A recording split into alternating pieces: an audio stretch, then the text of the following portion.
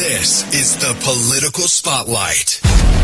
The political spotlight is a joke. It's more like a political flop. Nobody listens to Bilbrey. He's just a wannabe podcaster. No one takes him seriously. He is a rude, crude dude that will never go any further than broadcasting from his mother's basement. Bilbrey is a wrecking ball for Indiana politicians.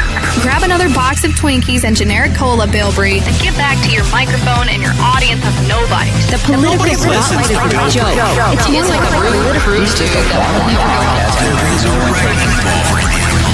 Shut that stupid Bilbrey up.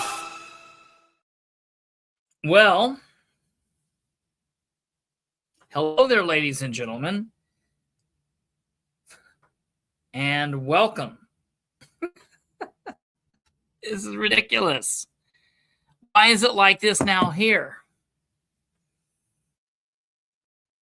Do you think that somebody could be, you know, those people that think that they have been hit with an EMP, or the people that feel like they're getting attacked by like a government entity, and it affects all of their electronics around them? Do you think that could be happening to me? I think that might be happening to me. Because I really honestly don't have, I'm trying to think. Dude, you are like 3 seasons behind Mike Jones. He's dead. This is a whole new show now. It's being recorded on equipment from the 1940s. But, well, can you hear me? You can hear me, you just can't see me. It looks like I'm a flip book, right? Okay. So we'll just go with sound for a little bit, and then I've got a plan here in a moment. This is supposed to be the big J.D. Prescott plan show. You know, this was supposed to be a big deal. The weed eater must be strung. The trains must have all made it to the station on time. And it's clearly not February, because this 720th episode is supposed to officially be the reunion of the Political Spotlight 3. Myself, producer Kate, and none other than the Purdue-educated, engineering, weed-eater-stringin, PUN-LOVIN, problem-solving son of a gun, Brandon Rudd. Woo! He's back. Now, you actually look good. I can hear you. You sound good. I can see you moving. I'm not glitched out. You're not glitched out. I am. Feeding the ducks. I don't know how long that's been playing. So do you use a laptop at your grandparents' house, or are you on like your cell phone? No. So in the studio, I use 2 MacBooks hardwired in to 1940 and a laptop. And then Alexander Graham Bell model. Yeah, right. I'm trying to hear the spirits. We're in the spirit box. And so I've got the great big long thing that goes up to my ear. What'd you say? I'm convinced the government is doing something. They've got you targeted. It's got to be. You know, I walked out of a meeting today and a government official actually said that to me. Well, they might know something. I swear. This has to be. Everything. This has to be killing your OF career. Yeah, it really is. It's because it looks like I'm just standing there. Like, stake it. You're like, I am. Right. I'm glad you laughed. I was hoping people would get it, but I knew you would. We are talking about J.D. Prescott and his plan for what I believe, I think you believe, a lot of us believe, is a ridiculous plan to repeal property taxes, don't shoot the messenger, because I think we all want property taxes to go away. I don't think that any of us like property taxes, and we would like a common sense approach to property taxes, to repealing property taxes. It's not necessarily the headline of repealing the property taxes. It's what's in the meat of the message, which is the what they're trying to do in order to be able to repeal the property taxes. I'm still thinking about pie. And that is, of course, this service tax on service, sale tax, and all of that. And you and I attended one of his concerts that he put on. He's on this like world tour, or at least state tour, where he's going to all corners of the state, pushing this. And so we just go ahead. Yeah, and to clarify, they like Michael Beckwith and them, like they keep trying to say repeal, but they keep forgetting it's repeal and replace. They're not getting rid of taxes, so we need to make sure we're saying repeal and replace, because they're not just repealing taxes. Absolutely, that's exactly. So, I figured maybe the best way to do this would be to kind of maybe talk about what he's wanting to do, and kind of maybe talk about some of the things that might be decent, but then of course this is not a pro JD piece. We both take issue with this plan, and there are a lot of issues going on here. There are a lot of people that take issue with this plan, and so we just want to kind of examine this for the listeners. Sure. Well, I'd say first off, the basic idea that I think everybody, well, I'm not gonna say everybody, most people like, is just hearing repeal property taxes, right?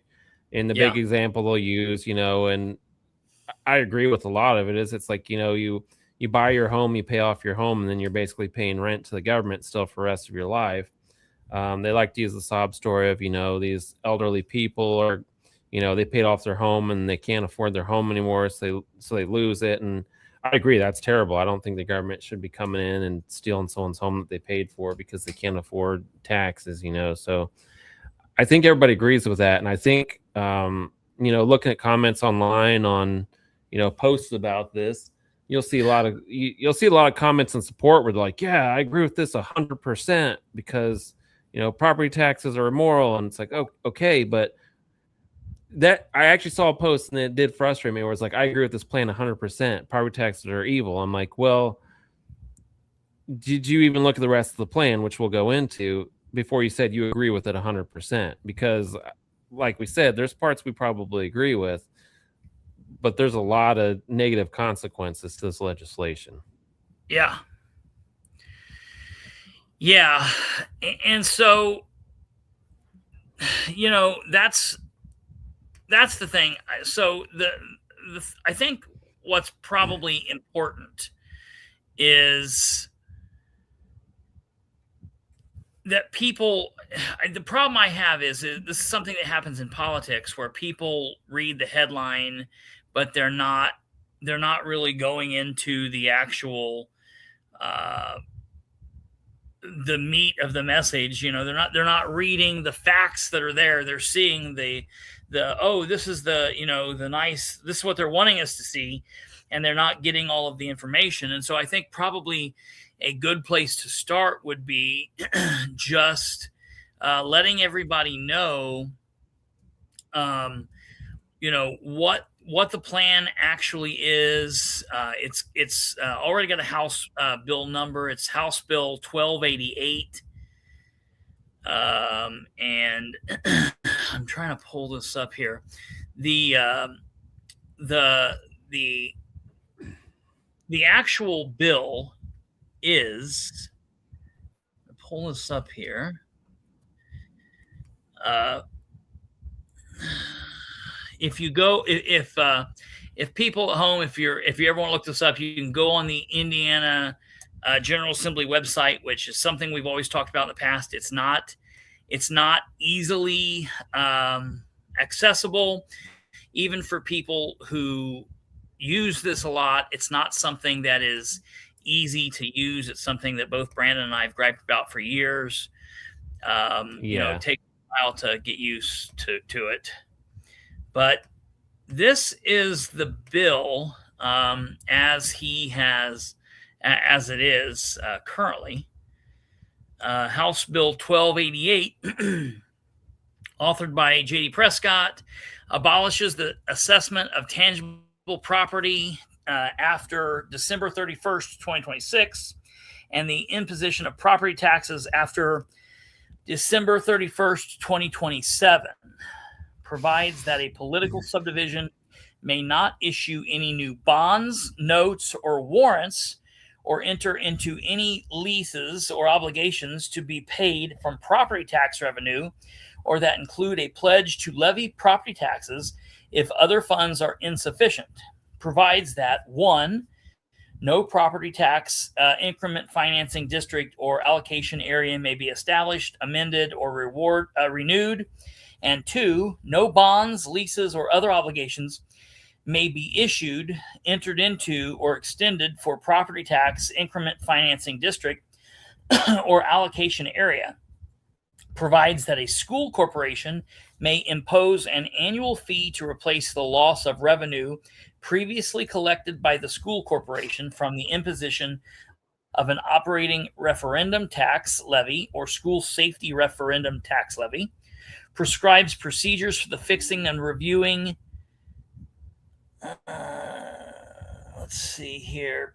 Prescribes procedures for the fixing and reviewing of political subdivisions' budgets. Prohibits the imposition of new levies for controlled projects, operating referenda, and school safety referenda. Abolishes the offices of county assessor and township assessor. Extends the sales and use tax application to transactions involving services except for healthcare or mental health services, including insurance premiums for policies covering these services and services provided for charitable tax-exempt purposes. Establishes the local revenue sharing fund into which revenue from the portion of revenue from the extended sales and use tax is to be deposited. Requires the state comptroller to distribute taxing units the portion of all the state sales and use sale revenue attributable to services from the fund. Continually appropriates money from the fund. Requires a legislative service agency to prepare legislation for introduction in the 2027 regular session of the General Assembly to make appropriate required changes in the statutes. Makes corresponding changes. And so that's the bill on its like face value, and that doesn't mean a lot to a lot of people. You kind of got to get into the thick of it. That's what it was on 2026. It would be, that's the one thing that we've said is like, how's it got a bill number? Will it have the same bill number, or are they going to change it? I don't really know how that's going to work. Right. And we'll see what even happens. It all hinges on what Todd Houston's going to allow, if he'll even allow this to go forward. But I would assume it gets a new bill number. And see, we were questioning that because he had actually put out some documentation with the number, right? Yeah. That's what's confusing about this. Yeah, so that might just be something. Yeah, my understanding is that maybe he's just referring to the previous bill number and he's going to resubmit it. And I assume it would get a new number, but I'm not quite sure how that works. I know that, generally the lowest number, right, like SB1 and HB, what is it, 1001?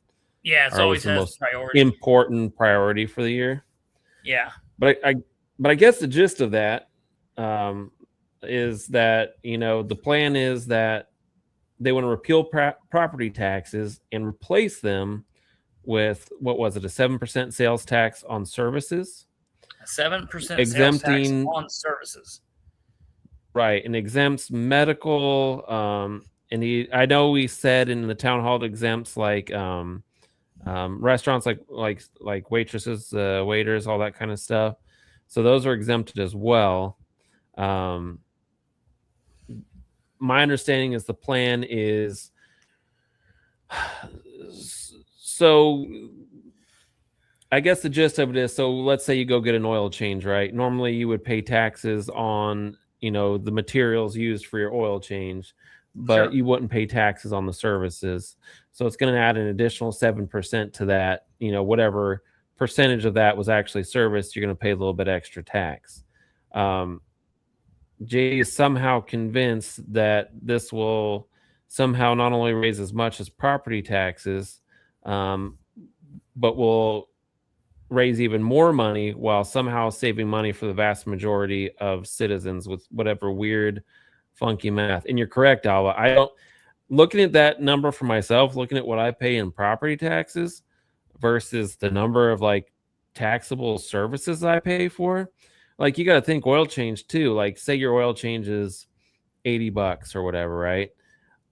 You're already paying 7% tax on it. That additional 7% is not going to be even on $80. It's going to be on whatever the labor is for that. So let's say it's half. You're just paying 7% on $40.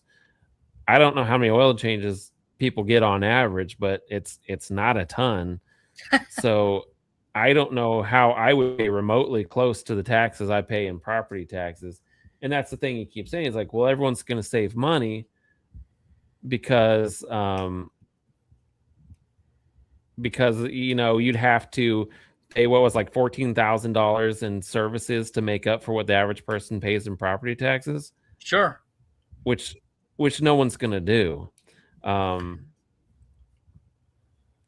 It's just insane. And, at that town hall we went to, a lot of people were upset because, their complaint is, or their concern is that it's going to unfairly tax, lower income people, elderly people on disability, things like that. JD argued back, it's going to, yeah, no kidding. Ooh, look at that. $780,000 his family will probably save. That'll be nice for them, for JD's family.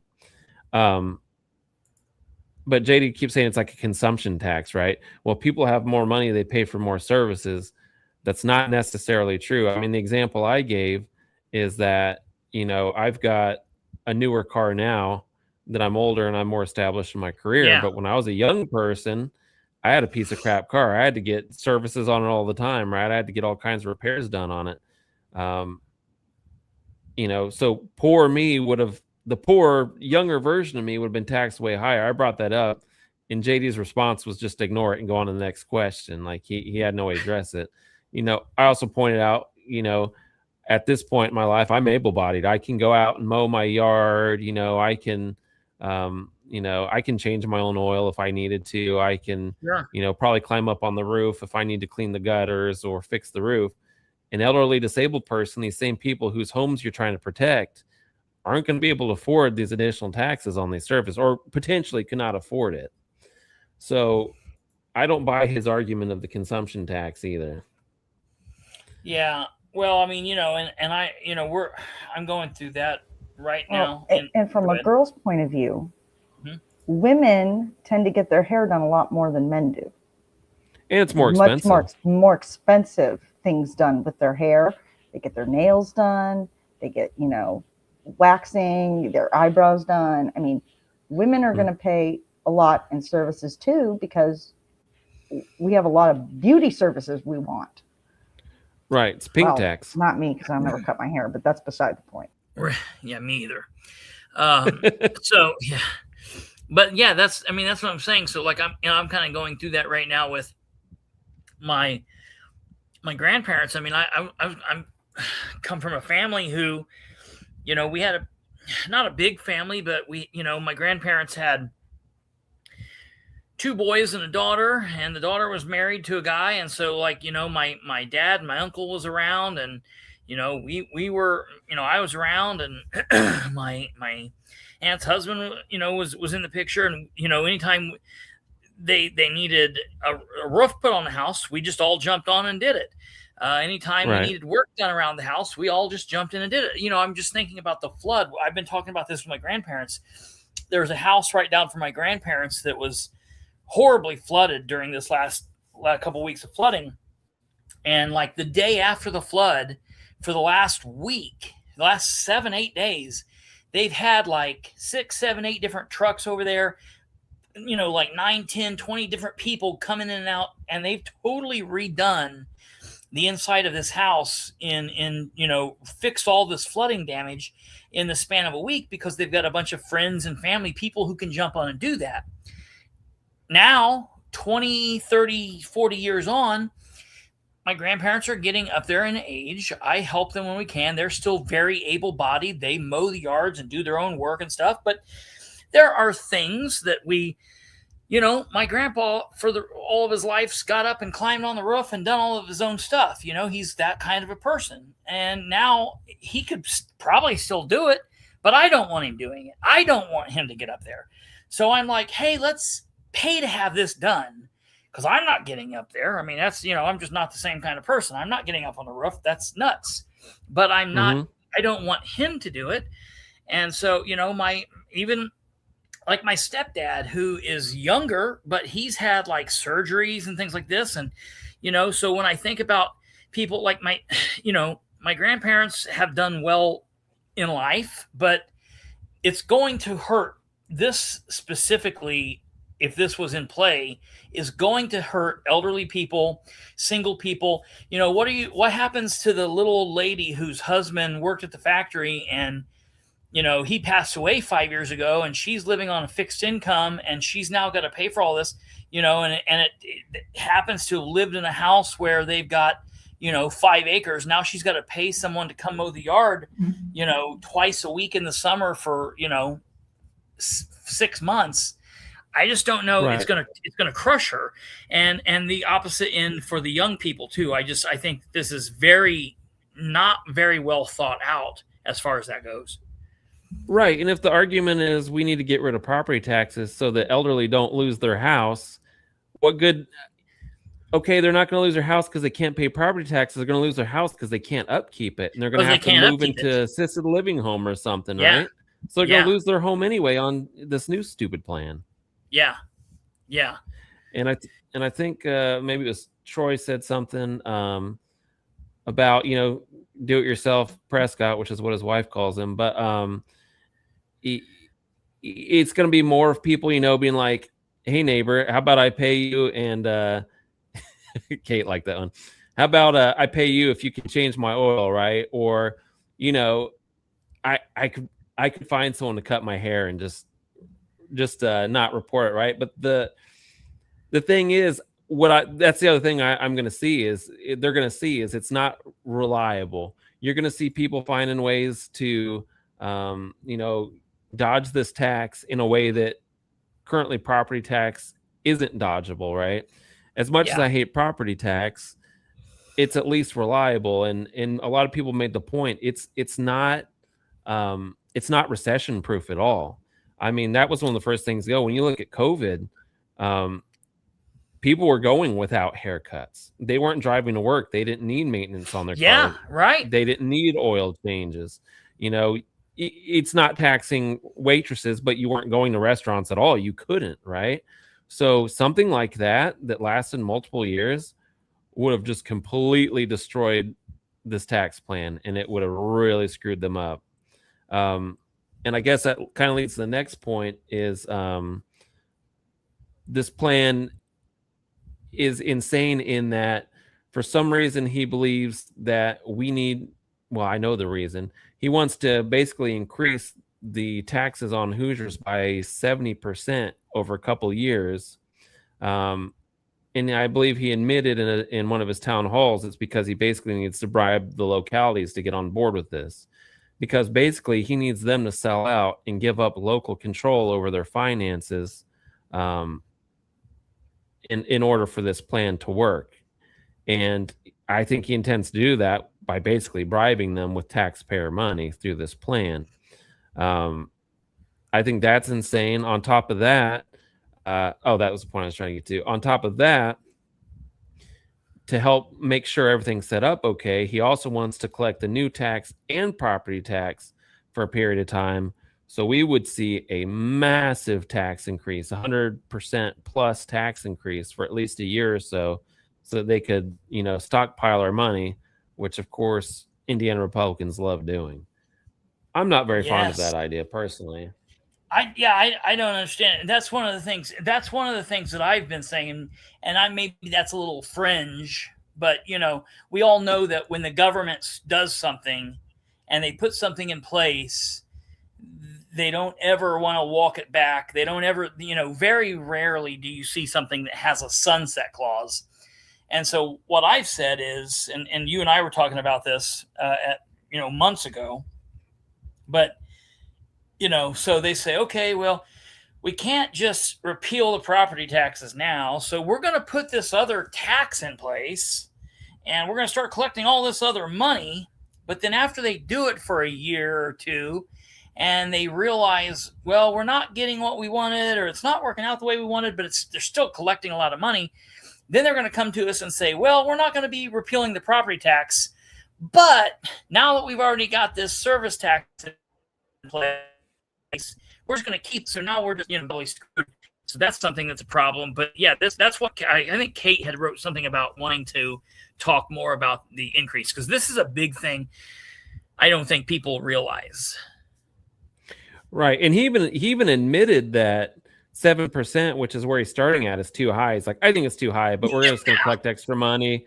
And then it's probably, I believe it actually will probably end up around 5. I wish I could do a better impression of him. I can't do that little weasel voice, but it's like 5.5% or something. Yeah. Wait, so what was the weird math he did? He said something and it wasn't truthfully. What was that? Kate pointed that out. He said a figure, and the figure wasn't. Need Kate's help. You know what I'm talking about, Kate? Or am I thinking about Muncie Fire Department? Man, I know that we were talking about something and he said someone had said a figure and it was like hundreds of millions of hundreds of thousands. And we're like, wait, saying that the other way means it's like billions or whatever. That was not that wasn't this thing with J.D.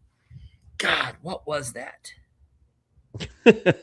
I don't know what that was. Let me think about it for a second. Okay, go on. I'll think back about what that was.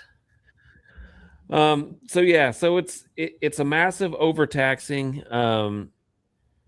He's being supported by various other, obviously Micah Beckwith, who with JD also betrayed us on Senate Bill 1, and we can get to that in a little bit. But actually, we could probably get to that sooner rather than later if we've got that. Yeah. But let me see. I think we've got that pulled up. Any time if you wanna do that now. So I guess the point is that Micah Beckwith currently is supporting this bill, which takes away local control of finances and boosts overall spending by 70% for localities. That's what he's on board with now, which is a very different song than what he was singing back when he was supporting SB1, I guess is my point. And we actually had a video of it on at the time. Yeah, this was Prescott, or excuse me, Beckwith, and I want to say this was just like days after SB1, all that thing went out, when they were like, he was real mad. I think this was published the day that the governor signed off on it. It might have been. I know it was like right around it. Yeah. Because people were ticked off. The very next that he published this video was the day it was signed. Yeah. So okay, here's this video here, ladies and gentlemen. Here is your lieutenant governor. One of the things I encourage the governor to do, and I think he really liked this idea, is to teach locals how to engage in the budget process in their communities. Because really, we can fix the process right now. The state could come in and tell all the locals, this is what you're doing, end of story. But it's always going to lead to a problem 5 years down the road. Why? Because property taxes are bad to begin with. All we're doing is making a bad system a little bit better. It's never going to be good. So then 5 years down the road, someone else is going to come in, or 10 years down the road, you'll have a new governor, and they'll change it all. You need to be equipped to be able to know how to read budgets, know how to petition your councils, your county councils, your city councils, to make sure that they are not increasing your taxes and spending tax dollars wisely in a way that benefits you as a local citizen. So if you do that, then instead of giving a man a fish, you're teaching a man how to fish, right? So the state could come in and say, we're gonna fix this problem for you today. But if you don't know the process at the local level, well, guess what? 10 years from now, someone else is going to come in, someone else is going to get elected, and they could change it. And if they change it, then you're screwed again. So we want to make sure that we equip you to understand the process, go around the state, have tours, have training and teaching sessions over the next 4 years on how to engage locally. And when you do that, then you are preserving this republic. And that's what Ben Franklin said when he walked out of the Constitutional Convention and he was stopped by a little old lady outside the Constitutional Convention in 1789. And she said, "What have you given us, Dr. Franklin?" And he said, "A republic, madam, if you can keep it." And that's the question, if you can keep it. What was he saying? He was saying you have to be well educated. You have to understand the process. So I just wanted to lay that out there. So what you just said is one of the most insanely idiotic things I have ever heard. At no point in your rambling, incoherent response were you even close to anything that could be considered a rational thought. Everyone in this room is now dumber for having listened to it. I award you no points, and may God have mercy on your soul.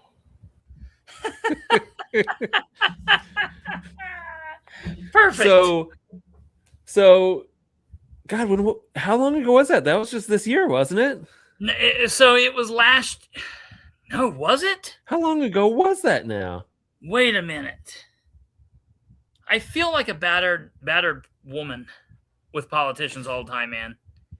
Yeah, it feels like forever ago and recently at the same time. Yeah, it feels like 15 minutes with your head underwater. It would have been in April or May of 2020. No.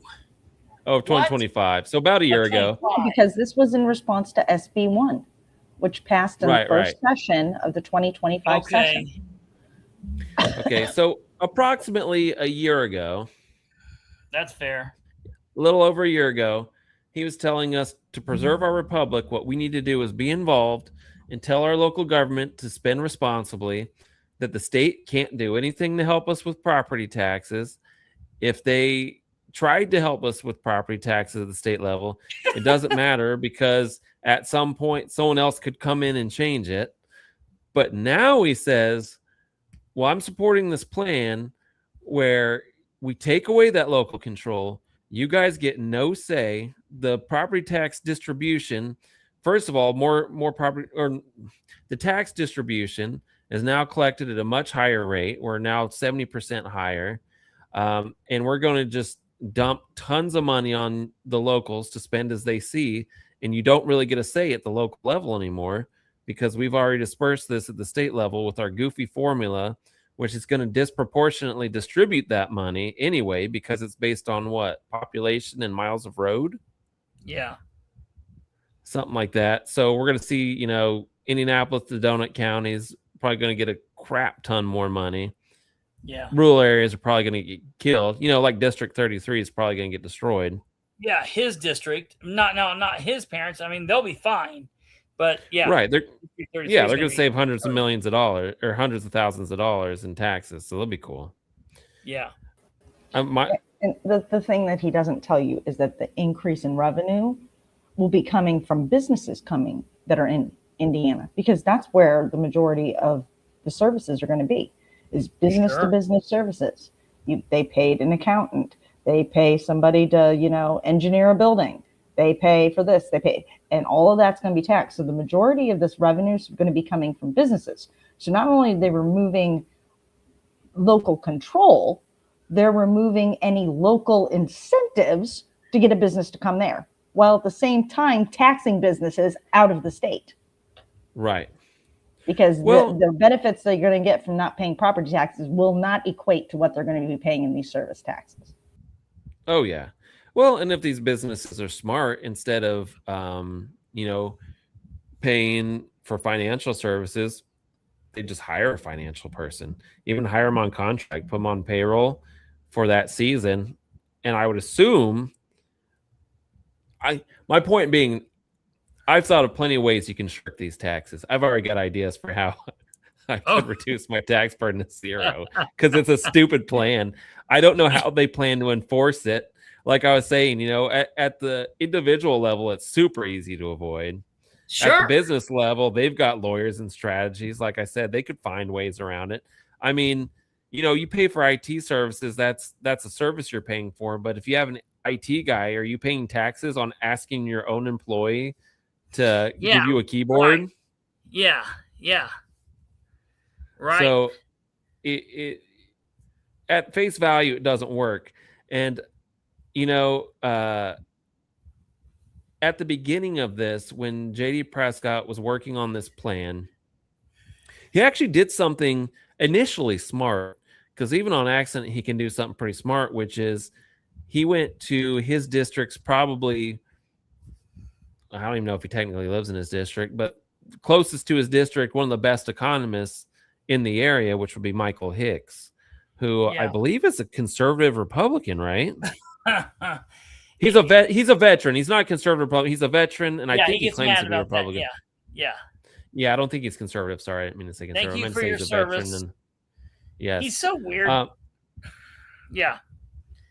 Who? Michael Hicks? Mike. I like a lot of what he says, and then I don't like a lot of what he says. He's an interesting read. Right. Well, he's got his opinions, but he's also, he knows economics, right? Yeah. I've taken classes with Hicks, and he's intelligent. Yeah. So the point is, JD met with him and kind of laid out his plan, and asked for Michael Hicks' help, and Michael Hicks basically told him, JD, this plan isn't going to work. This math doesn't make sense. Yeah. It won't happen. And JD, instead of saying, shoot, how can we work on this and make this plan better and help people? Could you please help me? He got mad and threw a tantrum and went out there and started calling him woke and insulting the person who just spent hours of his own free time trying to help JD. JD got mad and threw a fit because he didn't hear what he wanted. And stomped off and took his toys and basically pissed off Michael Hicks pretty bad. Oh, yeah. Remember, Hicks wrote that real big article. That's the problem with JD, man. That's something he's always done. It's what's the quote? You don't pick a fight with a man who buys ink by the barrel. And that's like what he did. And it's like, dude, what in the world, man? Right. And people were sending that article around, that opinion article or whatever it was. And some people are calling it like a badge of honor. Well, he shouldn't get along with this woke person. It's like, he's an economist, dude. He was trying to help you with the math. Your plan is clearly stupid. With that being said, Hicks recently wrote another article since JD has started this tour. I don't know if maybe I can share it. Let's see if I can share it. Yeah, I just had to find it. And while he's sharing that, I want to clarify for the record. I like in our private chat, Brandon. Oh. Yeah, I've got it. I'm just trying to figure out what screen it is to share the right tab. Oh. Okay. There we go. No, I like it fine. Yeah, I said that weird. That's what I like about Hicks is, because I'm that way. You like some things I say, you don't like other things I say. I like Hicks because he makes you think. It's not somebody that I just always say, oh, I agree with everything he says. I read all the stuff he puts out, and some of it makes you think, some of it you agree with, some of it you don't, and I can appreciate that.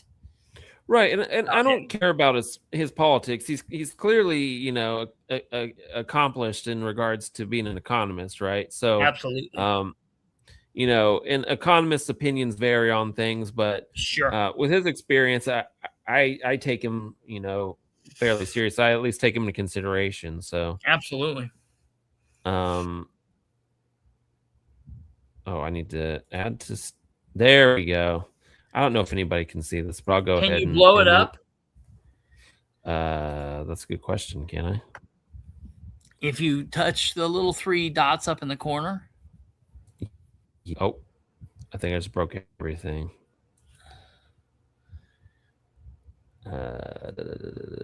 Maximize. Is this from the Capitol Chronicles? It was in the Star Press. It was posted a lot of places. Yeah. But this one of the places I could see it without a paywall. Okay. So the first part of his article goes into, I guess, Braun had a plan which he thought was horrible. And then he goes on to discuss JD's plan, where he says the second even worse proposal is being run through town halls by J.D. Prescott, Republican Union City. He proposes to eliminate property taxes entirely, which coincidentally would be a windfall for his family farm, which John Bartlett pointed out. He'd like to replace them with a 7% sales tax on services. His math is too bad to take seriously, but that's not anywhere near the worst problem with this plan. Eliminating the property tax and moving it to sales tax shifts the burden heavily to young families, which we've already realized as well. From a pure equity standpoint, shifting the tax burden from wealthy to poor young families will dramatically damage Indiana's economic prospects. Such a tax cut would be great for me. I'm a 63-year-old military retiree with a paid-off house. It might even save me enough money to visit one of my 3 kids who've relocated to Tennessee, North Carolina, or Colorado. To be honest, I'd rather Indiana offered economic opportunity for young people here rather than tax cuts to geezers. I suppose that makes me a woke communist. A reference to how JD talked to him previously. The tax shifts in Prescott's plan break down local governments, eliminate pressure for economic improvements, and destroy our bond ratings. The plan would collect taxes statewide and then return them to local governments based largely on population. This largely eliminates the role of local government to make places more attractive. Heck, under this plan, the governor might as well appoint mayors and county commissioners. God dang, I need to learn how to read. The worst issue about which he seems unaware is that every county and most local governments use bonds to make infrastructure improvements. Indiana has the highest bond ratings thanks to Mitch Daniels' reforms, which save tax dollars on every project. Shoot, I don't know how to scroll this down this way. I'm gonna have to get out of that. Am I still sharing it? Did I remove it? Oh, I can do that. You want her down? Yeah. Yeah, that was great. Where was I at? Oh, Prescott's plan eliminates referendum money to schools because the source would be gone. His bill would almost certainly result in the closings of multiple high schools in Prescott's home of Randolph County by the end of the decade. Perhaps that is wise, but voters should at least understand it. These tax plans for Braun and Prescott might not even be the worst Indiana's leaders have in store over the next couple of years. I'd like to say Hoosiers deserve better, but we're a democracy. I'm not sure we do.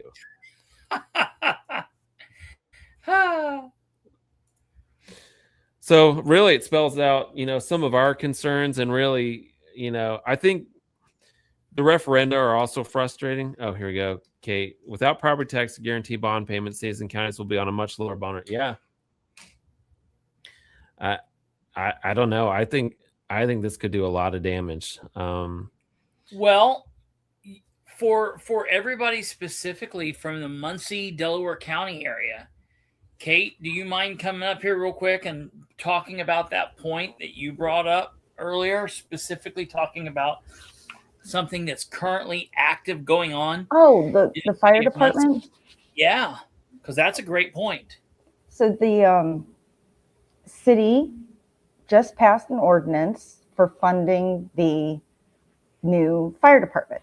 Well, they had a bad bond rating on that to start with because they've borrowed so much money here recently. But on top of that, that specifically states that it'll be paid out of property taxes and lit taxes. So lit taxes are capped. If the property taxes go away, the lit is capped, then it says that what they'll do is they'll put in ad valorem, which is a municipality putting out a property tax that everyone has to pay. So the city can issue its own property taxes. This bill does away with that. Yeah. So if their only revenue to pay this back is lit, which is capped, they won't be able to pay for this fire department under this bill. Right. So what do you do? Then they have to pull out of the general fund. So there goes the police department, the firemen who are in the. They have a shiny new building and no firemen to put in it. It's just this plan does not help localities at all. They're screwing local government by dangling this. Look, we're getting more revenue in front of everyone's faces. Right. And he kind of has to, right? In front of me, they're dangling, you don't have to pay property taxes. So they got a shiny carrot they're dangling in front of everybody while coming up the rear. Yeah. Well, right. Yeah. Like I could say it a little more graphically than that, but that's the nicest that came to mind. I think that was sufficient. That's what they used to call JD in high school. Anyway, anyways, well, and that's the thing. I think they kind of have to bribe the localities because he's basically saying, like in Michael Hicks' article, mayors, county councilors, all this, you guys don't really have much to say on your budget anymore. Your budget is what we tell you it is, and you guys just figure it out. So they kind of have to bribe them with a ton of money. I know Matt Kantz and Stephen Brand were at the same town hall we were at. Stephen Brand was kind of hosting it. And I was kind of interested in their opinions. I mean, I don't know if they really talk to people about their opinions, but I would think they would be against it. I mean, unless they're we have the weirdest elected Republican conservatives, fiscal conservatives going. And I don't just mean like here, I mean in Randolph County, in Madison County, in Henry County. Really, it's a weird state of Indiana problem. Yeah. Because these people are not fiscal conservatives. Dan Ridenour is not a fiscal conservative. No, not at all. Steve Brand likes conservative things, but they do weird things when it comes to the money and the funding, and I don't get it. I don't get what they're doing. Well, and we haven't talked about this yet, and for the people that are out there, we're going to talk about this probably on Sunday. If this might be my new studio, live from the Prince Albert studio. But if I have a show come Sunday, we'll probably talk about this. They just did this really weird thing. They did the must. Have you heard about this? It was called the must. The must meeting. Have you heard about this at all? No. Do you know what I'm talking about? Let me tell you what this is. And this is all related to this. I mean, in my opinion, this will all be related to this. So yeah, give me 1 second here. Let me find this. While you're looking for that. Yeah, do your thing. Okay. I think I talked to you and Kate about this, and John Bartlett's to listen. I'm curious if he noticed. I thought it was odd because how long has JD been in office? Like 8 years? Since 2018. Yeah, so about 8 years now. He comes to that meet. We went to that meeting that JD's running the town hall, and it's hosted by Stephen Brand's group. Stephen Brand, who's still in his first term in office, basically, correct? Yes. The thing that I noticed that was really strange that entire meeting was that Stephen Brand was really running it for him. Like, yeah, JD kept forgetting to hold the microphone up to his mouth. Like, he didn't know that he shouldn't keep answering. People. Yeah, he kept calling on the same person over and over again. He's like, JD, call on someone who hasn't been called on. Yeah. Like, that was very strange to me. It's like he's talking to a child. And, I think the problem is because for JD's first probably 7 years in office, he didn't talk to people, period. Like, he kind of dodged people like the plague. So now that he's finally doing this, it's like he's a freshman representative. It's like it's his first year, because it's actually kind of his first year of actually doing the job. First year of actually doing the right thing. That's what I wanted to say. And I wanted to say, because you started to say something about this earlier, and I wanted to say something about this. When J.D. ran in 2018, he was running against a guy that, in my opinion, I mean, I'm starting to have different thought about this. I'm starting to think like it might be okay to elect some Democrats to the state house, because honestly, there's not that many of them. So it's not like they're going to go, they can't do anything too crazy. So yeah, in the long run, and I hate saying this, but it would have been better to have Sean Byram than J.D. Prescott, because I think that J.D. has done worse than what Sean could have done. Sean couldn't have done anything that J.D.'s done in the time.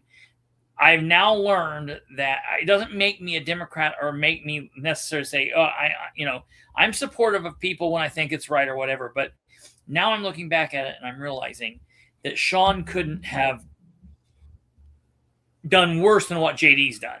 So I probably messed that up. Right. Whatever. It is what it is. But back when JD and I were like friendly and talking, we would communicate. He would talk and we would call and I would text him and he would answer questions. And it was when he sent out that first mailer. It was the very first time he sent out the mailer. And it was the very first questions on it was talking about getting rid of sheriff as the constitutional elected office and getting rid of coroner. And I'm like, no, I don't want the county commissioners appointing the sheriff. That's insane. That's right. Stupid. And I got mad and I'm like, my thing to JD was, is this seriously your question? And it's like from that point forward, he's never answered another question of mine. You know what I mean? Like he just can't. Well, and that's his problem. He's too sensitive. I mean, if someone asks him a hard question on social media, he just blocks them. How dare you ask me a hard question? Yeah, you don't have the right to do that. But like you and I have said throughout this thing, he's engaging with people on social media. Mm-hmm. Listen to this. Kate. He did a podcast the other day where he cooked a steak with an old lady. Really? You haven't seen this? And sat down and talked to her about it or whatever. Very weird stuff that's going on that they're doing. They're doing really weird things.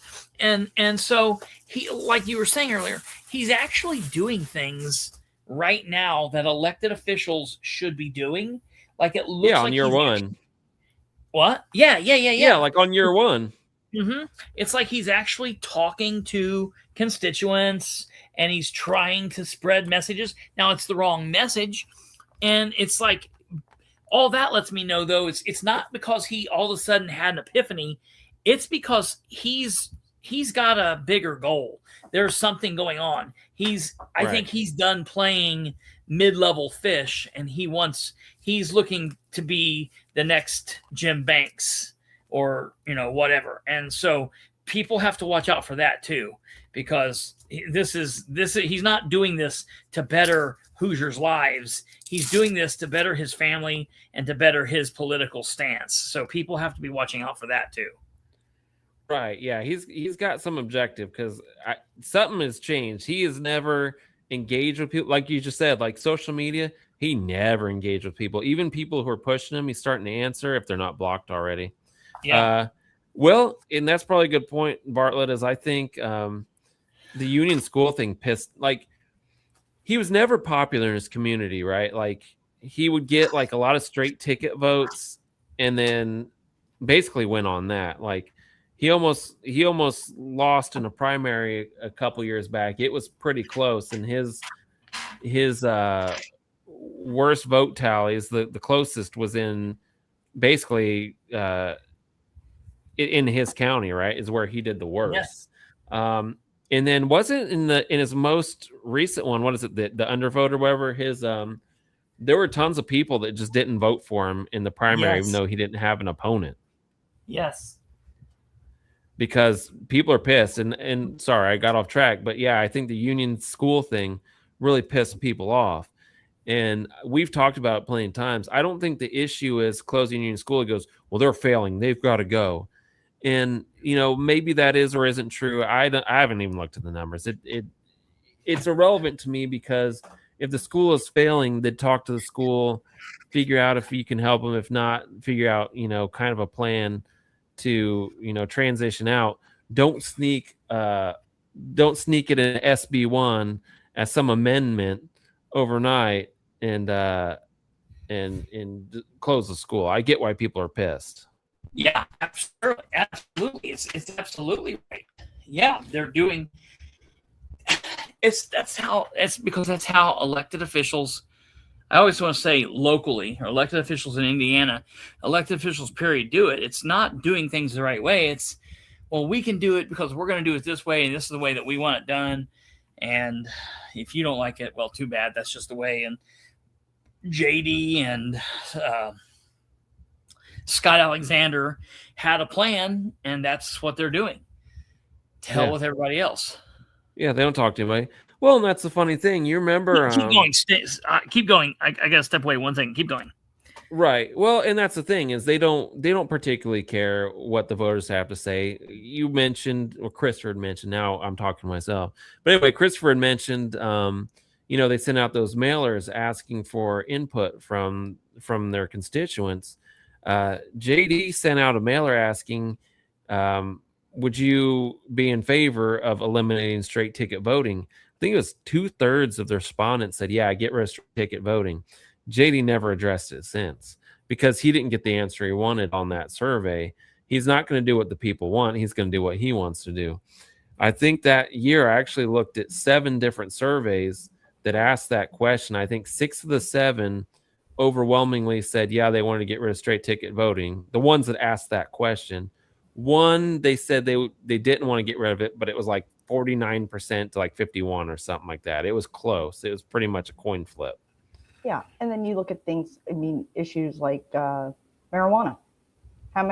What percentage of Hoosiers support legalization of medical marijuana? It's high. Isn't it like 70 or 80%? It's like 80%. Yeah, that's what I thought. If they touched it, we can talk till we're blue in our face. And it goes back to what Micah Beckwith was saying. You just need to talk to your local government so they won't do these things, so they won't spend your money. Bullshit. We advocate for no data centers. We advocate for no solar, advocate for no wind, advocate for, lower taxes, no flock. And what do we get? We know better than you do. Shut the fuck up and go away. Right. Well, look at look at Muncie City Council meetings. People come out, overwhelmingly in support of not putting all of Dan's stooges onto boards. Yeah. And everyone tells all the council members, yeah, we're in favor of this, we're in favor of this, we're in favor of this, and it goes right down party line. The Republicans say, we don't care what you want. Every single thing. It doesn't matter what it is. Hey, you shouldn't be able to forge legislative paperwork for the council, and it's like, oh, we've got a problem with that. Or we need to let Dan forge all he wants. Yeah, right. You know what I mean? And it's that's how it is all the way. And people's like, well, what's that got to do with what's going on with JD? It's all got to do with it. It's what it all is. That's what's happening with JD, and it scares me about this because, like, I go back and forth. Sometimes I read the documents about this plan and I feel like, man, people really see this for what this is. And then sometimes I read it and some of the people that I see jumping on board with it, I'm like, dude, you were smarter than this. Like, I'm seeing some like people that are jumping on board with it. And I'm like, what are you doing? Yeah. Yeah. And dude, it's just so frustrating. Yeah. You see so many people. I saw someone in, I'm blocked on JD's page, obviously. But I saw somebody in the comments try to say something, and I think it's JD's mom. I wonder if that person is JD's mom or something, or maybe Uncle Ronnie or something. Went on there, and the person's like, I have concerns for these various reasons. And this person jumps on there and goes, hey, why don't you shut up? The adults are talking, blah, blah, blah, blah, blah. It's like, you know what? People have real concerns, dude. And I see that same person on every post about the thing being like, go and get information. And I'm convinced, now that I'm thinking about it, I wonder if it is Ron. Because I've commented directly to that person, calling them out, and they did not respond to me, but they respond to other people. So I feel like it's someone who knows who I am and didn't want to engage with me. But I don't know that. So I was looking up. Jackie's talking about there that the next must meeting is 9/1/2026 at 4 p.m. First of all, let me tell you, that's a piss poor time to have a meeting. 4 p.m. Like, come on. Yeah. So have you heard about this? This is the Municipal Unit Strategic Task Force. And so it goes by the name MUST. Okay. It's basically, so what's happening it's Delaware County.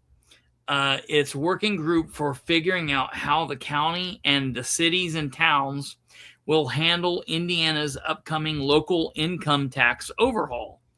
And so I'm assuming that there's a MUST committee or MUST task force in every county, I would assume.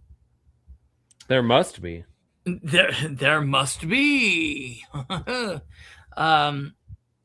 Right now, Delaware County has 1.5 local income tax that produces roughly $45 million a year and is divided into different buckets for certified shares, public safety, economic development, property tax relief.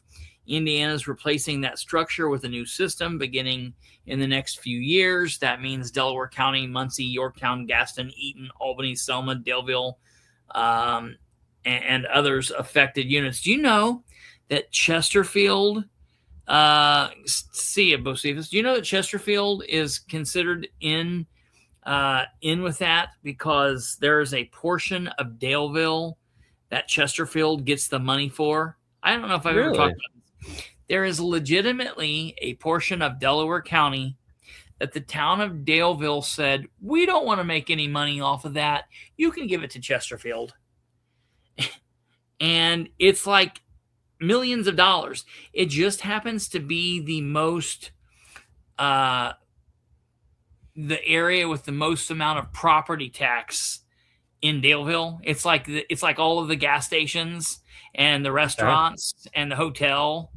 All that property tax goes to Chesterfield. So they're included too. That's just absolutely insane. A lot of people don't know that. Anyways, and so what they're doing is they're figuring out how they're going to be going forward.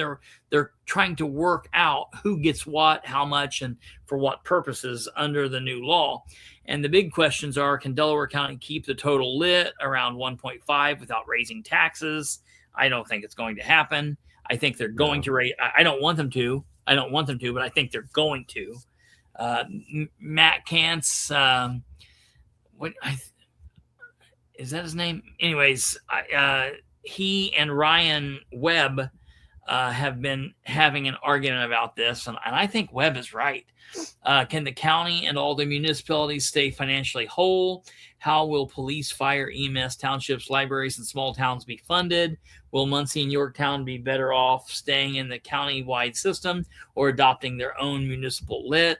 What happens to the current property tax relief portion? Yada, yada, yada. What's going to be interesting here is it's already currently happening. Cities, counties, towns right now are starting to work on the budget process for next year. If they're not already doing it, they're behind the gate. Muncie's already working on it. And we're going to start seeing the council start working on the budget process. The Delaware County Council doing that, Madison County, Muncie City, Anderson, Winchester, Randolph County, Newcastle, Henry County. So Dan's already turned his in, right? Yeah, right. In July to the council to give it to him so he can get their opinion on it too. Like he said in that promise. No, I'm sure he's not. I'm sure they'll get it sometime in September. Right. Which is ridiculous. But yeah, a nice point. But the thing is, that's going to be really interesting to see what happens with this budget process and everything currently going on and how that plays with this. What's really weird to me is for the longest time, J.D. was not really accepted within the Delaware County Republicans. Like, he would go to their events and they would like, hi, and they would talk to him and things, but they didn't really take him seriously. But with this grouping of people, Kance and Brand and Dan, they all take him in. And, that's, I don't like that. I don't like it. I think it's weird. I just don't like when people give him more credit than what he's really due, in my opinion. Oh, that's because JD doesn't show up to most of the stuff, or didn't for a very long time, without someone bigger and more beautiful than him. Banks, that's right. Or Morales, or somebody else. Right. I don't know if Morales is bigger than anybody. Yeah. Yeah, but he was really, well, until the falling out, he was really popular with the Republican Party. Until he became persona non grata, and the next day they said we need Max instead. He didn't appreciate the short joke. It went right over her head. It went right over her head, like it would have for very Morales. obvious reasons. Like it would have Morales. Right over her head. The short jokes, just, you guys are terrible. I met somebody who in person who was like, you know what? You're a lot smaller in person than you are on the show. I thought you were a lot taller than that. I'm like, yeah, okay. You see this much of me. What do you mean? I know. I couldn't figure that out either, but the person thought I was much taller. Yeah, the funny thing is it looks like... Yeah, the funny thing is it looks like Kate's sitting down, but she's always standing up. She's standing up? Yeah, she's always been standing up, and that's how tall she is against the window. I mean, Morales still beats me by like, what, an inch? Wait, he's taller than you or shorter than you? I think he's 5'1". How tall are you? He wears platform shoes. He's 4'8". I am 4'11" and 3/4 inches. Thank you. Yeah, you're taller than Morales. And Morales. Yes. At least he's gone. Yeah, I was purposely ignoring your short jokes. I can't. I love it. I just can't. I love you boys, but I can't. Yeah. Shit. So, wait, did you lose me? Well, I can't see you, but I can hear you. Okay, hold on. Good Lord. Okay, so if you want to, okay, there we go. He's maybe 5 foot. I've met him too. He's very short. He handed me a salad. Yeah, I've met him several times. Oh, we did lose him this time. Oh, he's back. Hello. What the heck are you doing? Dude, I'm telling you, it's crazy. So if you want to start kind of winding her down, just so your kind of last thoughts on this. What's your thinking? What your overall of this? My overall. So I think I said this to you and Kate before in a message, but I think overall I like the idea of trying to get rid of property taxes. I don't mind the idea of repeal and replace if we're replacing it with something common sense that's going to work. Again, I asked for the data at that town hall. JD says he can't share any data, so there's no way to know how he's getting these numbers. But the math is fuzzy. Which is insane. But a big thing that can be done. The big thing that's not being mentioned from these fiscal conservative Republicans is cutting spending at all, especially wasteful spending. So if I were going to propose some things that they could do, we could stop spending on flock cameras, which people don't like. We could stop giving stupid tax breaks to data centers that people don't want. We could cut the salaries of these representatives who make way too much money as it is, considering how little work most of them do, or how little time they put in at least. We could stop sending out those mailers that we're talking about that JD sends out and just ignores anyway. So why are we spend millions of dollars on those every year? Oh man, that's a whole other story. Essentially, they need to send out those mailers because it's part of a scheme they've got going on. That's absolutely. I can't get evidence. The only reason they do it. Yeah, I don't have evidence, but I'm pretty positive it's part of a scheme. Yeah, show your work. There's plenty of things that we can cut that I think Hoosiers will be happy with. A lot of people who are not in favor of this bill, will jump on the comments like, how do you pay for fire and police and all these things? And I get that we need to pay for those things. There's other things we could cut to help lower property taxes. We could, cap those assessments, stop those insane assessments, things like that, and then just cut some of this nonsense spending. Another issue I have with the data is, are the people who came up with JD's data for how this will work the same people that screwed up the data and caused them to overtax us by $2 billion this year, wherever the hell it was? Yeah. But now we should trust their math. Yeah. And I guess the final point is, if this plan were being headed up, and this was all being headed up by a member of the assembly or the General Assembly who was what's the nice way to say it? Not a moron. I would feel a lot better about it. If it was somebody who's ever even taken an economics class in their life, that would probably make me feel better. If it was somebody who was even remotely in touch, because I didn't think about it at that town hall, but I wish what I had said was, when I was younger, I had, at one point I was driving a truck that was, like 20 some years old. Right. And it was so old and beaten that the odometer didn't work. I had no idea how many miles were in it. I didn't do oil changes. I would just top off the oil because it was leaking so fast. There's no reason to get an oil change. Right. But I think JD's not someone who's in touch with the real world. I mean, he's always worked for his parents. And when he was in high school, they bought him a brand new tricked out Camaro. He doesn't know what it is to, have to drive. When he was what? When he's in high school. What did I say? No, he got that the year that he won state representative. Oh, they bought it for him as a grown adult? And he got mad when they didn't get him the color he wanted. That is a true story. Anyways. That happened in 20. Anyways. Yeah, go ahead. But that's true. Well, yeah. Anyway, God, he wasn't that far out of high school then. How old was he then? He would probably been like 26 or something like that, in mid-20s. Yeah. Yeah, he was young. Not long after he dropped out of college or whatever. But yeah, but he always had his parents there to have a job for him. Going bald. Huh? Right around the time he started going bald. Yeah, right. When he was 16. Yeah. He wanted pink, Lenny. Basically, my point being, I could just roast him, but I digress. I think he's someone who's out of touch. I don't think he's ever struggled with, right. He doesn't struggle with money. His parents don't struggle with taxes. They'd probably love to not have to pay him.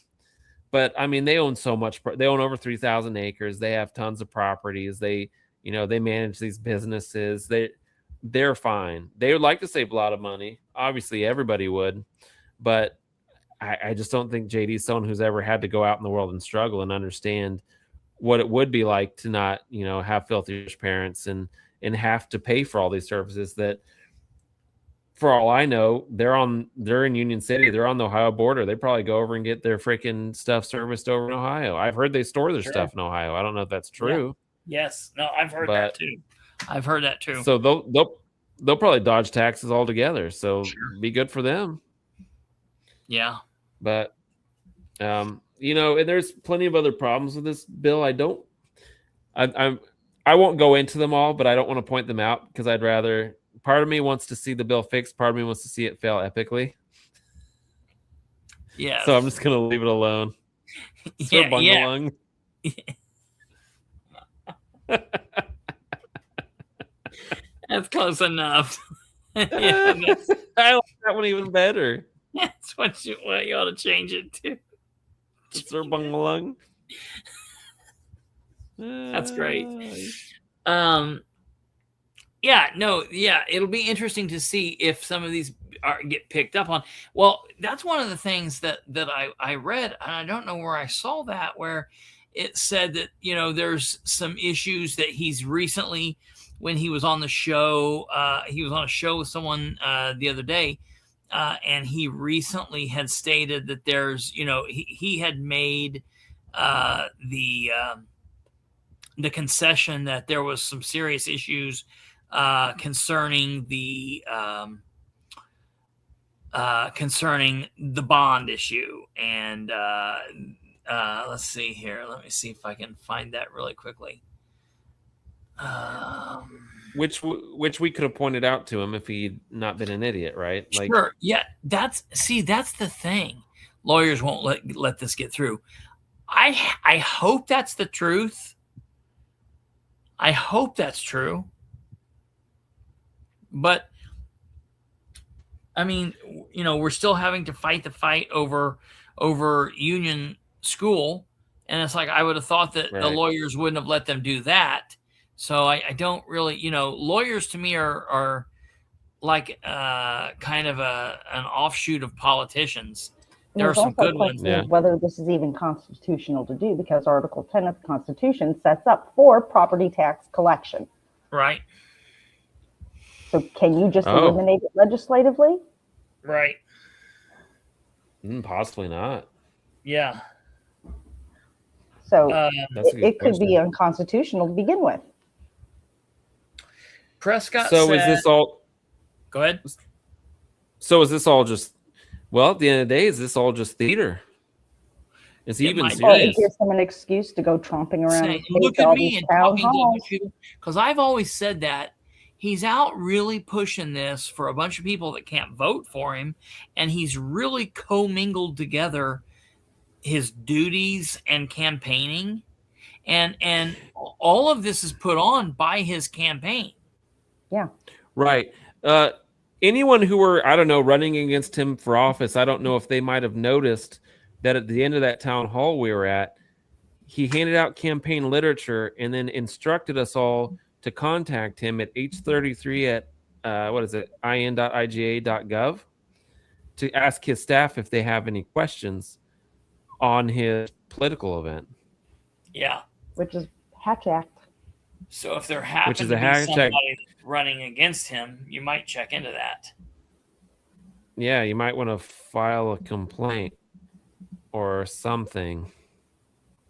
Yeah. Right. Food for thought. Listen to this. Beckwith LG. That's an interesting concept. I don't think Beckwith would get the governor position, but I could see I don't think Beckwith could pull it off, but yeah, Beckwith would be that stupid, and Prescott's definitely that stupid. Right. Oh, God. You know how stupid they would be together? Oh, God. It would be intolerable. It'd be really stupid. I'd probably have to move out of the state. Prescott said roughly $58 billion in outstanding local debt and bonds exist statewide, that many obligations are tied to contractual protections that cannot simply be renegotiated for years. He acknowledged that he did not initially understand the local government bond world as well as he should have before moving this far into the proposal. That is not a cheap gotcha. That's something that, it's a very big deal. I mean, it's something he's going to have to deal with, and his handlers are going to have to deal with, or whoever's putting this together. Local government bonds are priced around predictable pledge revenue. Property tax is considered highly stable. If debt documents pledge property tax revenue, lawmakers cannot simply erase the pledged revenue source without addressing bond covenants and market confidence. Prescott's current thinking is therefore to phase out the homestead property tax first, retain property tax on other classes for a period, and then transition the rest only after debt can be refinanced or retired. So it's going to be forever. Like if this went through and everybody was like, yeah, it's going to be forever until this is actually happening to begin with. Well, you figure, case in point, Muncie just took out bonds. How long are those? 20 years? 20 years. 20 or 22 10 years. to 20 years. And the interesting part of this is, too, all of the service tax revenue goes to the state. Yeah. First thing that comes out is all the debt. Yeah. Then after that, 45% goes to the school, 55% goes to municipalities. That's why it's 7%. Yeah. Because they're taking on all the debt from all over the state to pay it. So we're paying for the fancy building they did in Carmel when it should just be Carmel paying for it. And it's going to take us 10 to 20 years to pay all that off. And by the time they're done with that, they'll have come up with another thing that they want to do with that money. We will never see the repeal. Yeah, Carmel, who built a fancy statue, and you know, they do have the tax base to pay for it, but they're going to take the tax base from elsewhere. Yeah. From all over the state. Yeah. Right. So it'll be 10 to 20 years before the actual repeal can happen. Yeah. Which they don't mention. Right. Well, and he brings up, he admits himself he didn't understand what the hell he was doing. Wrong and prosper, which has been my problem, which is what I just said. You know, I'd feel more comfortable if it was someone who knew what they were doing, and he admits himself, I guess I didn't understand bonds. Well, maybe you should understand that. I didn't understand it as well as I should have before pressing this far into it. Well, and that's the thing. If the debt structure was significant enough to force a redesign after the proposal has been this far into it and it's been introduced all over the state, what other second order problems haven't been found yet and haven't been totally ran through to see oh shit, maybe that needs to be redone. So this I'm starting to think, like you said earlier, that this is like theater for something else. Yeah, that's a wild thought. Well, and you know what? Well, that was the other point I was going to make. Because how much of JD is theater? Remember when he showed up to that town hall with his teachers packing heat and flashed his firearm before the meeting started with his improperly worn in the pants holster on the outside that looks so bizarre that everyone was making fun of him for years.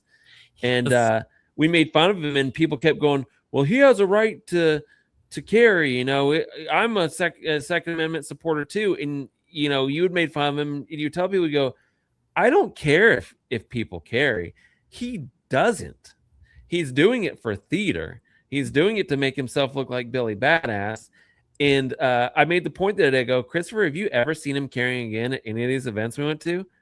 And no, he has not, because he doesn't carry. He carried for theater. He carried to try to look like he's Billy Badass Second Amendment person. I don't trust what he says. He's full of shit. Yeah, right. Because it's none of it's real. It's all smoke and mirrors. That's a good point, because everything I looked at was before that. All the stuff I knew of JD before. No, JD never carried before up to that event. But now the question is, have we seen him? I mean, that's a great question. Have we seen him carrying anything since? And the answer is now, 2 years on, no. Well, and again, he has the right to carry. I'm fine with it. People can carry or whatever. Well, maybe I don't want him to, because I feel like JD's the kind of person that can be aiming away from you and still shoot you in the back of the head. Right. Yeah. Well, and he could make the argument like, sure, I didn't before, but I started carrying. He didn't start carrying. Yeah. He started carrying for that day, and then he realized how emotional he was and how heated it got, and then he stopped carrying also in that same day. Right. So it was all for theater. And someone raised a really good question at the town hall we were at over this issue. Is I believe some woman asked, has anyone else that ever done this, or are we just guinea pigs? Yes. And I kind of had the same question, because really they're trying out the stuff. JD doesn't know what he's doing. He's admitted that he doesn't understand a lot of this as well as he does. And what was his answer? He's like, no, we're leaders, you idiot. Yeah. Indiana doesn't lead on anything. They've had a Republican supermajority for decades, and JD has always argued that he was 100% pro-life. Every chance he had to vote pro-life or to support, Hoosiers for life, he's like, no. He's voted against so many pro-life things. Look, whatever your opinion is, the Indiana Republicans talk big and bad, but they didn't want to do anything until the Dobbs decision where they could be like, okay, now we can do it. You're right. Yeah. Penetration. Yeah, that was great. I forgot about that.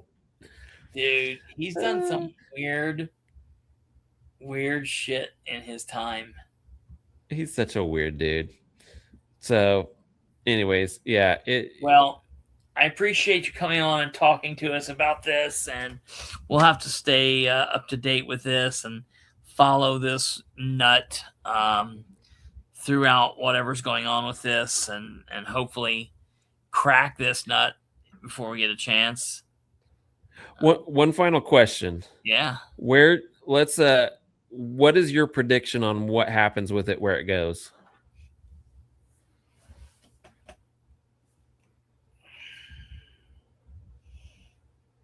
Because a lot of things could happen, right? Like Todd Houston could not even it could not even get through committee. It'll be assigned to a committee. They might not hear it in committee. It might get through committee, and then people come out and speak out against it, and they drop it. They could completely change it. It could come back next year. Who knows? Like, I guess I'm curious what your thoughts are and what you think will actually happen. That's a really good question. I think that with all of the push, because he's not doing this on his own, right? Right. So others in the higher up are helping him with this. I don't think that they did all of this to then kill it before going to committee. That's why I'm afraid, because I think it's going to go to committee. And if it goes to committee, I'm afraid. I mean, I don't see it passing. I don't see it making it through, but I bet it goes to committee, and I think it will. I don't know that it'll die in committee, but I don't think it passes. So you think it'll get through committee, but then die on reading? John can always beat him too, but yes, what? Oh, yeah. Well, even if JD doesn't go through, I could see like a Jim Lucas or someone picking it up. Yeah. My guess is I don't know if all that matters is Todd. All that matters in the state of Indiana on laws getting passed is Todd Houston. He basically determines who's in office on the Republican side, at least. He determines what gets heard. So I could see it even getting through committee. I think it's a big enough deal that once it gets a hearing, I think enough people are going to come in and oppose it. Obviously, the Democrats aren't going to support it. And I think enough Republicans will get pushback that they'll be like, yeah, this is going to be too difficult. It's going to cause a lot of problems. It's going to destroy the housing market, which is one of my concerns from using common sense. Yeah. I think it could get there. I don't think it's going to get passed. I think that's as far as it might get. Yeah. Well, we'll have to watch this, and obviously if anything else happens with it, we'll have him back on chat. Jackie says, I'm tired of seeing his multicolored, slick, fancy mailers that we're all paying for, Jackie. Yeah. So yeah, we'll just have to watch this and see what happens. And again, I appreciate you coming on and talking with us and fighting through the technical issues we had. Look, that's the kind of people we are. We were willing to fight through and make it happen. And I think we did pretty good, Well, it's good being back on here and seeing, like, you know, the names I know, Jackie and Alva and Troy and Lenny and all these people. So that's all pretty you cool. idiots. Yeah. You nobodies. Yeah, all those guys. Yeah, the nobodies. Yeah. Team nobodies. So, Right. well, thank you, Brandon. Bungalung. Bungalung. All right, ladies and gentlemen, that's going to do it for us tonight. I got to figure something out. I was at Xfinity 4 different times today. I made 3 or 4 different phone calls into them at like 40 minutes each. I am fighting this bullshit, people. It's driving me crazy. I am sorry for it. As much as it bugs you, I promise you it bugs me even more. I'm working on fixing it. We will get it fixed one way or another. If I have to build like a tank bulldozer myself and start driving it through people's places of business, I will get it fixed. So just hang with me. I promise. Call Elon. I'm going to start. I'm going to start doing what I got to do. Lenny, me either. I don't understand, brother. I don't. 15 years since like 2014. I guess it's not 15 years. 14 to 24, 25, 26. So however many years that is, 12 years. For 12 years, no issue. And then all of a sudden it's complete. Now, I'm not cutting my hair until I get this shit fixed. So that's where we're at. All right, you guys take care. Look on social media. I'm going to start making some posts this weekend. We are off tomorrow, off Saturday. We'll be back Sunday, and hopefully we'll figure it out. I know I saw some 6G pop up, but it wasn't working, so we'll have to figure it out. You guys take care. God bless. Good night. We'll see you back here Sunday. Peace. I did read what you sent, Alva. I'll message you a little bit later. Take care. Good night. Goodbye.